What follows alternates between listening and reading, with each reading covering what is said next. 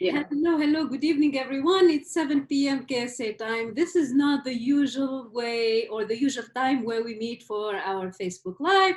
I'm doing this a little earlier because I have my friend and my colleague, Clarenelda van Niel Froys, Proctor Gallagher Consultants, and her time zone is a little bit ahead, so we don't want to keep her late in the evening. So I've invited Clarenelda to join me on this Facebook Live because I wanted you guys to hear her story, an absolutely incredible story. I was so amazed when I first heard it. But let's start from the beginning. Clarenelda is a Proctor Gallagher consultant and a business lady, a businesswoman with more than 20 years of business experience in the private business and the corporate business. And then she is my accountability partner. We meet every day to read together, to cheerlead each other, and to plan and work together around our projects and businesses. I am super, super delighted to introduce you to my friend Clarenelda. Clarenelda, you want to go first and introduce yourself a little bit, and then we can take it from there? Yes, absolutely. Wow, what an introduction.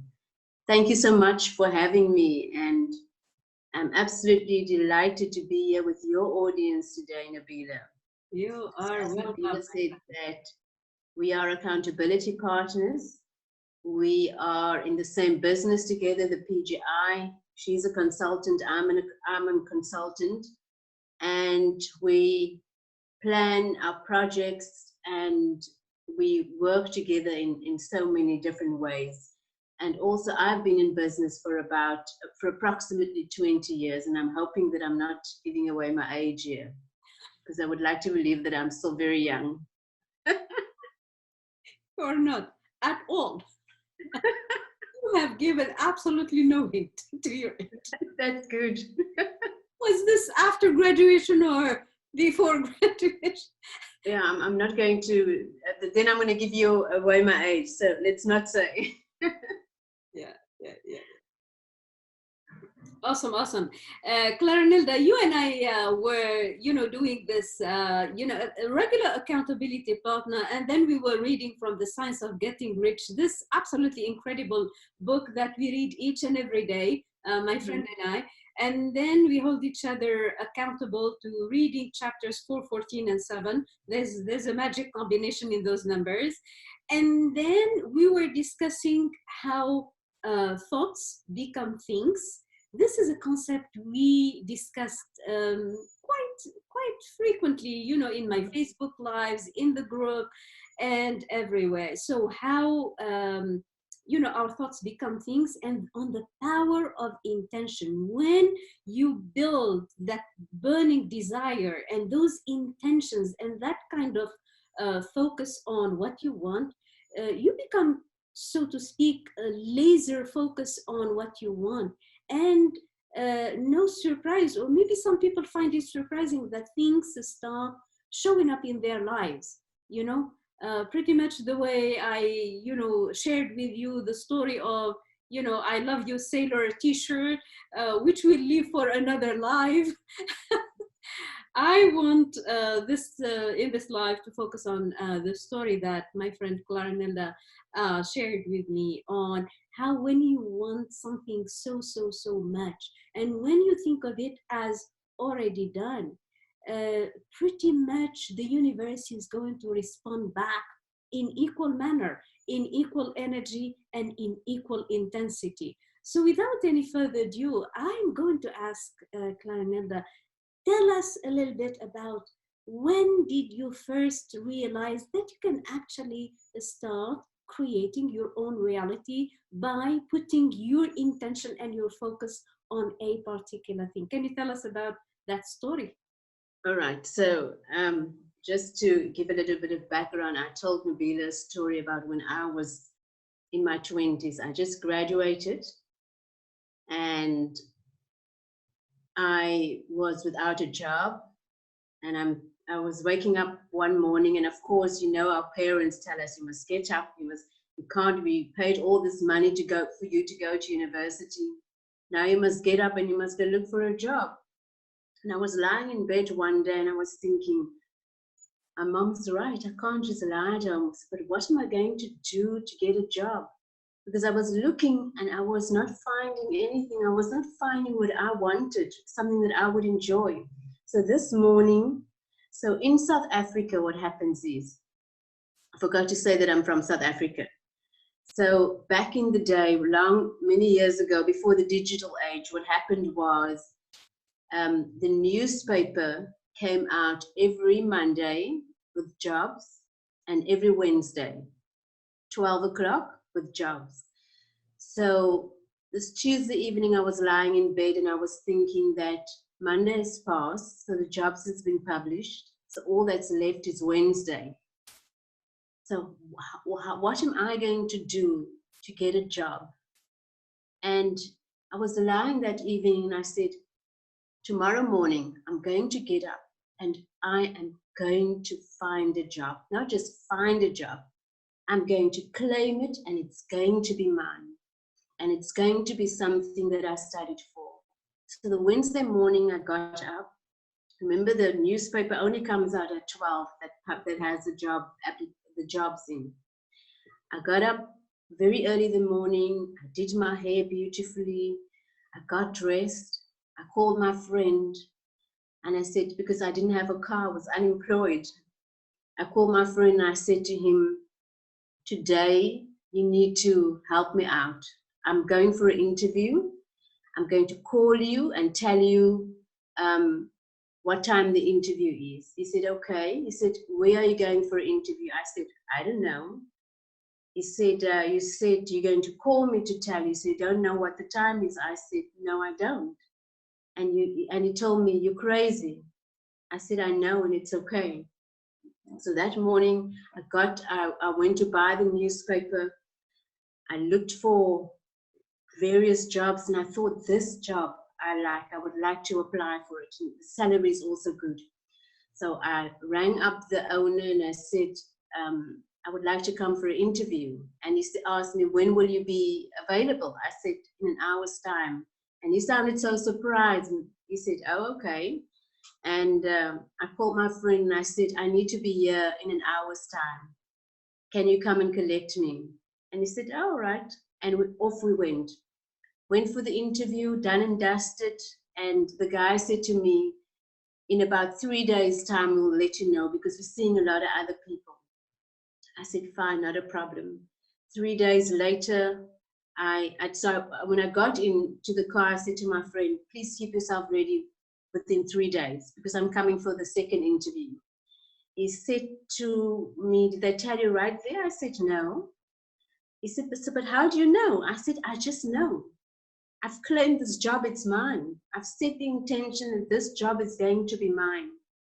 3 days later, the guy called me, he said, so you made it out to the second round, can you come for the interview? I said, yes. He said, when will you be available? I said, how about an hour's time? And again, the guy sounded so surprised. He said, oh, okay. And I called my friend and I said to him, are you ready? We're going for the second interview. And off we went.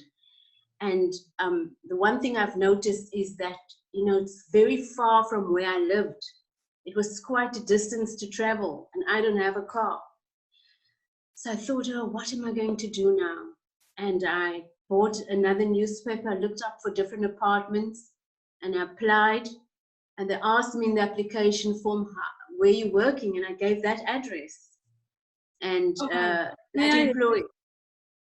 Cut you off, at this point, it's, for people outside, people in out there in the world, they would say, how come? I mean, this is the first time she's going out there and seeking a job, and then she's getting ready. I mean, what guts, she has to claim a job for the first time, the first shot and everything. And it's like, so this is what people in the worldly way, so to speak, people who have to see something before they react to it, they would say, she's preparing the carriage before the horse. This is how, it's like you're looking for an apartment, you haven't gotten the job yet. You are dressing up for the interview, you haven't even, gotten, answered about whether the job is still available or not. Especially in today's time where, during this pandemic, where everyone is going around looking for a job and, jobs are not available and blah, blah, blah, and so on and so forth. This is very, very powerful. So sorry, go ahead, Clarenelda. And it's also about what you were saying, it's the power of intention. So I was setting the intention without knowing, because at that time I didn't study all this material yet. So I was setting the intention of what I wanted out of my day, what I wanted, what type of job I wanted. And I was claiming it as if it was already mine. So without knowing it, I was using the power of intention. So let me just continue my story. Kind of unconscious competent. You were competent, doing stuff, but unconsciously. Okay, so let's pick up from the apartment. So what happened with the apartment? So you're taking the apartment before I even had the job. And they asked me, there was a section that asked you, who's your employer? And I put in that employer where I went for the interview. And about 3 days later again, the guy called me up and he said, you have the job. And I said, thank you so much. I didn't tell him I knew I was going to get the job because I claimed it. I just said, thank you very much.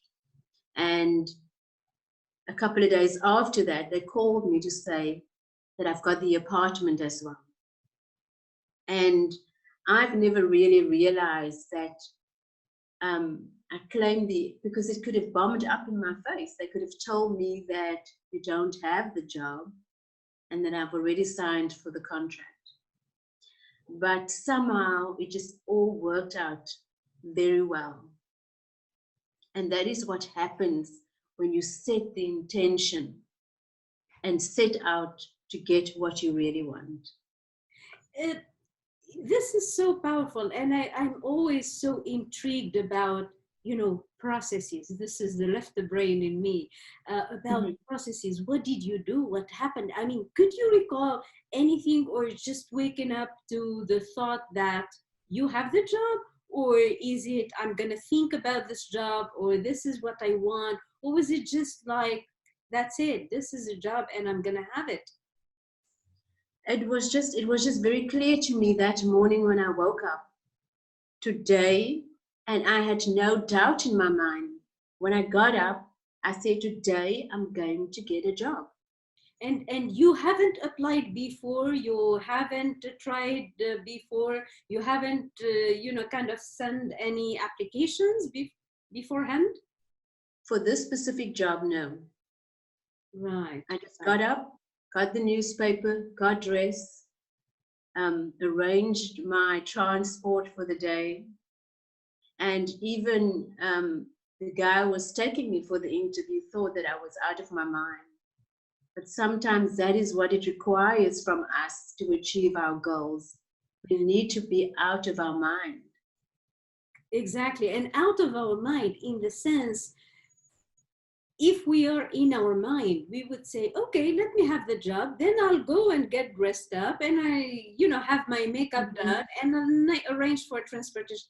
It's generally in a reactive mode, so to speak, as a reaction to something seen or experienced in the tangible world.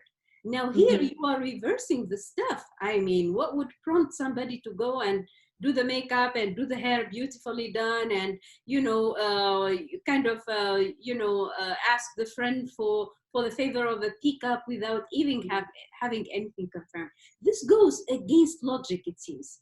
Like some people think there needs to be a logic, a step 1, step 2, step 3. Where would you see the trick in here?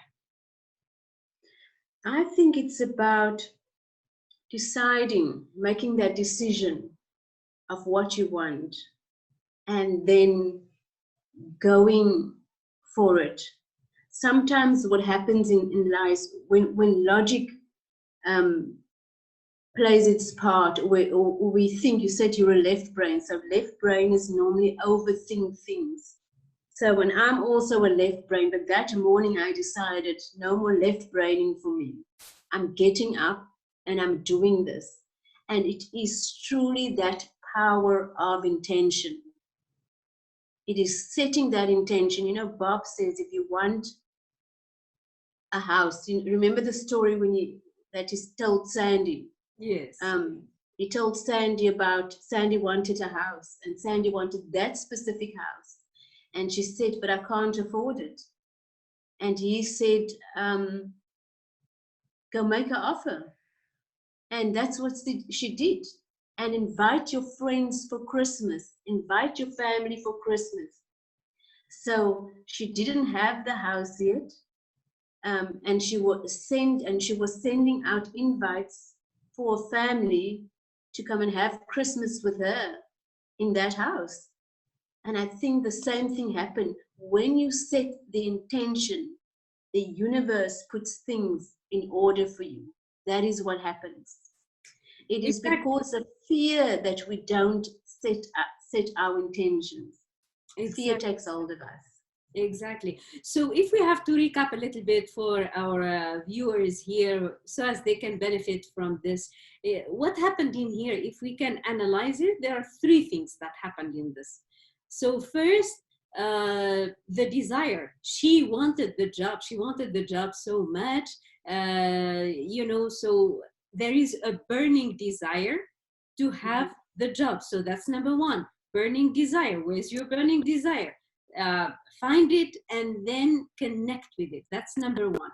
Two, even in the absence of evidence, in the absence of the job is hers and anything, Clarenelda she decided that the job was hers. So there is decision. There is decision that that job is mine and I'm gonna have it. Okay, so two, so desire, decision. Now the third thing is that you were outsmarting your logic. You were outperforming your logic in the sense that you've gone 2-3 steps ahead of the game. You were kind of feeding your mind like it's already done. Look, I'm in makeup, my hair is done, I'm ready for the interview, I have it. So here, it's about living the part. It's about your self-image. What kind of self-image are you nurturing, or are you like exposing when you are thinking about the job? Do you already have it? Then you have it.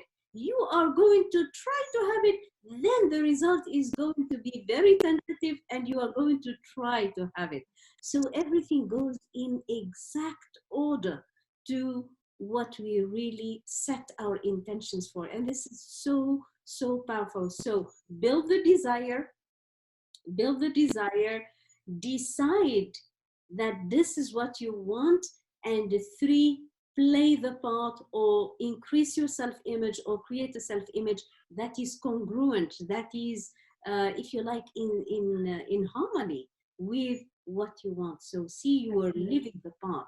You are, so like always, you have the apartment. You're, you know, you are ready to take the job and so on. Well, this was so absolutely incredible, eye-opening, Clarenelda. Do you have a few thoughts or something, or maybe a tip or trick or something to leave, you know, our viewers with before we wrap up? Yeah, we are in a pandemic at the moment. So I think I just want to give a word of encouragement, perhaps, is that lots of millionaires were born during the time of a pandemic. So if you have faith and hope, then you can achieve anything. And obviously with the right mindset, then you can achieve everything. And your economy is not made up, or your government does not decide your economy. Your circumstances does not decide your economy. You have to make the decision of where it is you want to be, and go after your desire with a club and a bat, because it's not going to come to you.